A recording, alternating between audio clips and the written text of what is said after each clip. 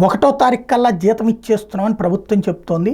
కానీ ఒక మిత్రుడు పెట్టినటువంటి మెసేజ్, ప్రభుత్వం 1వ తారీఖు జీతం వస్తుందని ఘనంగా చెప్పుకుంటోంది. కానీ మేము ప్రభుత్వ డిగ్రీ కాలేజీల్లో అతిథి అధ్యాపకులుగా పనిచేస్తున్న వాళ్ళం, గెస్ట్ లెక్చరర్స్గా.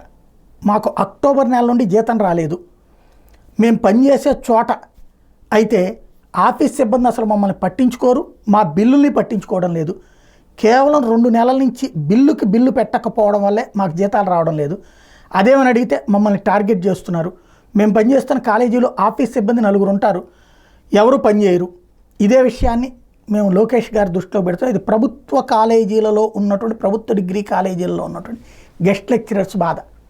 ఒకసారి వాళ్ళకి ఆ రిక్రూట్మెంట్ అయిపోతే ప్రతి నెల బిల్లు పెట్టడం ఎందుకు, నెల వేసేస్తే సరిపోతుంది కదా. లోకేష్ గారికి తెలియాల్సినటువంటి అంశం, లోకేష్ గారికి కూడా మెయిల్ పెట్టి ఈ కంప్లైంట్ చేస్తామని చెప్తున్నారు వాళ్ళు.